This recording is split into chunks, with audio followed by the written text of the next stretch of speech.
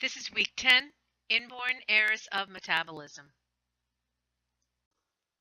The learning objectives for week 10 are to define the genetic cause of many inborn errors of metabolism and to describe currently available strategies for treating and managing genetic disorders, including storage disorders, mucopolysaccharidoses, and mucolipidoses.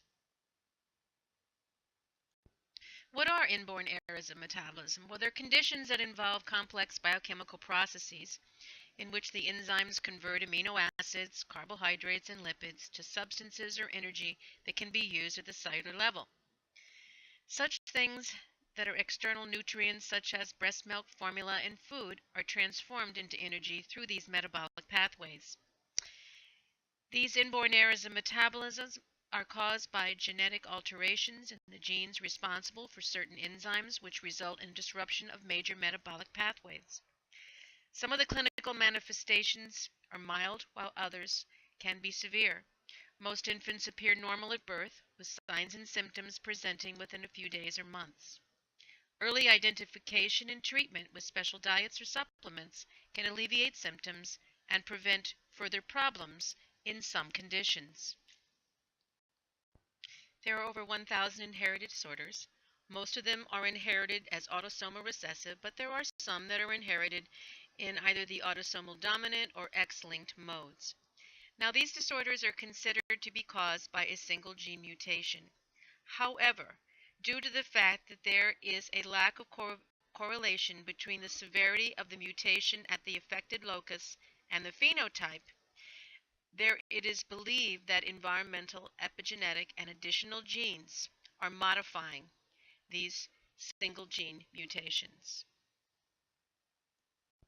In looking at the effects of these diseases, they're due to toxic accumulations of substrates before the block, intermediates from alternate metabolic pathways, defects in energy production and use caused by a deficiency of products beyond the block, or a combination of these metabolic deviations.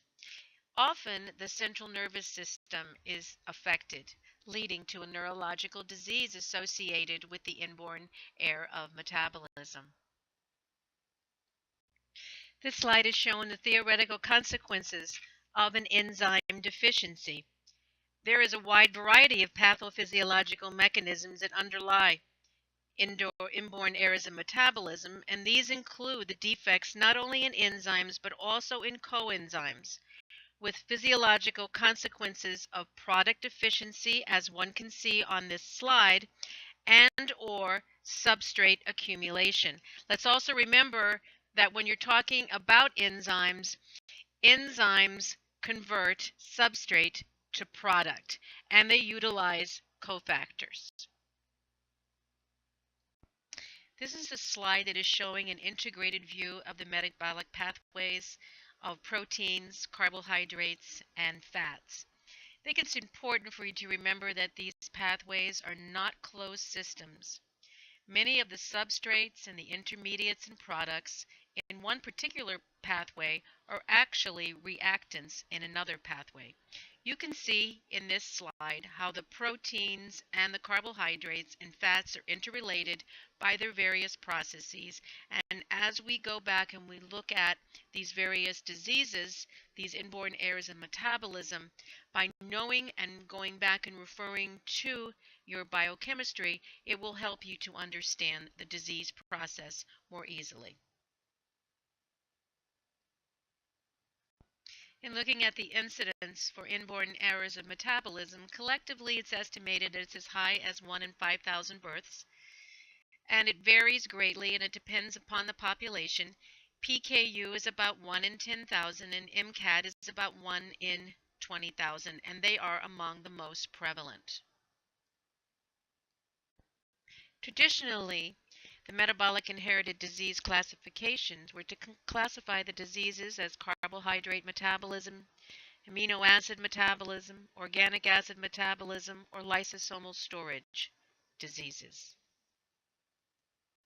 However, with the proliferation of new diseases that have been found, on this slide I'm showing some of the categories of diseases today. carbohydrate metabolism, fatty acid oxidation disorders, amino acid disorders, mitochondrial function, porphyrin metabolism, organic acid metabolism, purine and pyrimidine metabolism, lysosomal storage disorders, peroxisomal function, steroid metabolism, and hemoglobin disorders. I want to talk just a little bit about newborn screening because we are going to be talking about this in much more detail later on. But we find that the newborn screening for many inborn errors of metabolism is standard throughout the United States. Now let's remember that the diseases that are screened differ between the states. And it's important also to remember that the identification that an individual may be at risk for having a specific inborn error metabolism is very important to find out as soon as possible because it can help to prevent irreversible neurological damage and other medical problems. Many of the states today have instituted at least a group of 32 conditions, and these 32 conditions were put out from recommendations of a panel of the Secretary of Department of Health and Human Services. Today we use mass spectrometry to detect abnormal levels of metabolites. And as I said, we will talk about this in much more detail later. Even today, because of the enormous number of these diseases and the wide range of systems that are affected, it may be very, very difficult for a doctor to make a specific diagnosis. Some examples of presenting complaints that patients may be brought into doctors' offices for are failure to thrive, they are not growing, seizures, jaundice, liver enlargement, ambiguous genitalia, vomiting and diarrhea and abdominal pain, as well as unusual facial features, congenital malformations, apnea, an odor, abnormal hair, or the physicians may have seen abnormal lab results from these patients. Some of the stumbling blocks, so to speak, in diagnosing inborn errors of metabolism is the signs and symptoms are often nonspecific, and the routine childhood illnesses are excluded first, and the inborn errors are considered only secondarily, and that many physicians are unfamiliar with biochemical interrelationships and diagnostic tests. This slide is showing you some physical anomalies associated with acute onset inborn errors of metabolism. Person has ambiguous genitalia. A possible disorder is congenital adrenal hyperplasia. For hair and or skin problems, alopecia, dermatitis, we think of multiple carboxylase deficiency, biotinase deficiency, or agenosuccinate aciduria. Structural brain abnormalities, we think of pyruvate dehydrogenase deficiency, macrocephalia, glutaric aciduria type 1. And if you look down the rest of the list, these are some of the common or more likely inborn errors of metabolism diseases that the individual may have due to what the anomaly is. In the treatment of an acutely sick child where we have the identification of a primary metabolic disorder has not been found yet, you want to maintain the vital functions, oxygenation, hydration, and acid-base balance. In some cases, the children may need more specific therapy. They might have come forward with an infection. So then you want to treat the infection, and in some cases they may need high doses of IV glucose. But the general principle here is to strive to identify the primary metabolic disorder as soon as possible. If we look at some of the first steps in metabolic therapy for inborn errors of metabolism, we could reduce the precursor substrate load, provide caloric support, provide fluid support. In some cases, the metabolites would have to be removed by dialysis, and they would have to divert the metabolites, and in some cases, supplement with cofactors. In looking at the mucopolysaccharidoses, the MPS, and the mucolipidoses, ML, These are both progressive storage disorders that share many clinical features, varying from facial dysmorphism, bone dysplasia, hepatosplenomegaly, neurological abnormalities, developmental regression, and a reduced life expectancy at the severe end of the clinical spectrum to an almost normal clinical phenotype and lifespan in patients with more attenuated disease. MPS and ML are transmitted in an autosomal recessive manner, except for the X-linked MPS2, which is Hunter syndrome.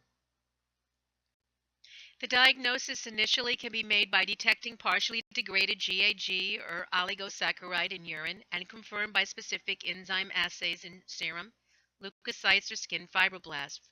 For the majority of disorders, treatment is palliative, but there have been important advances in the use of specific enzyme replacement therapy strategies for some MPS disorders, and this is an area of very rapid development. Hemopoietic stem cell transplantation can improve the outcome in carefully selected patients with MPS, especially MPS 1H Hurler syndrome. In looking at the treatment, remember that lysosomes are organelles that dismantle debris in the cell and contain more than 50 types of enzymes, and each breaks down a specific molecule. Treatments are based on understanding these metabolic pathways that occur. Type 1 Gaucher disease was first described by the French physician Philippe Gaucher in 1882, and this disease illustrates three general approaches for counteracting diseases: enzyme replacement therapy, substrate reduction therapy, and pharmacological chaperone therapy. In looking at type 1 Gaucher disease, GD1, it's the most common form. It's inherited as an autosomal recessive disease. It is deficient in GBA, glucocerebromosidase, which degrades the glucocerebroside. It's diagnosed by the GBA enzyme levels, and actually in clinical symptoms are looked at too. It results in fat-filled Gaucher cells building up in the spleen, liver, and bone marrow. Unlike type 2 and 3, GD1 does not usually involve the brain and spinal cord. The symptoms of GD1 include an enlarged spleen and liver, low blood cell counts, which results in anemia from having a deficiency in the red blood cells, bruising and bleeding because of the deficiency in the platelets, which causes thrombocytopenia, and infections because of a decrease in the white blood cells causing leukopenia, as well as bone disease. The symptoms can range from mild to severe and may appear any time from childhood to adulthood. Early treatments for Gaucher disease corrected the affected body parts, removing the spleen, replacing joints, transfusing blood, or transplanting bone marrow. In 1991, enzyme replacement therapy became available, which supplies the missing or deficient enzyme, in this case, recombinant glucocerebromosidase. It's effective but costs a lot of money, and it takes several hours to infuse twice a month. In 2003 came a different approach: substrate reduction therapy. A drug is taken by mouth and it decreases the amount of substrate.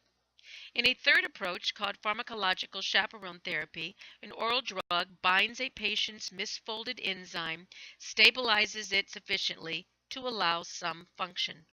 It's less costly than developing new drugs to repurpose in this case, as is done in the pharmacological chaperone therapy. For this week, please choose an inborn error of metabolism and put together a brief fact sheet including mode of inheritance, incidence, diagnostic methods, signs and symptoms, treatment, and any other important facts about the disorder that you find. Submit the fact sheet to me and discuss with your classmates on the discussion forum what you feel are the most important facts about the disease that you learned. Please do not do PKU or galactosemia or GD1.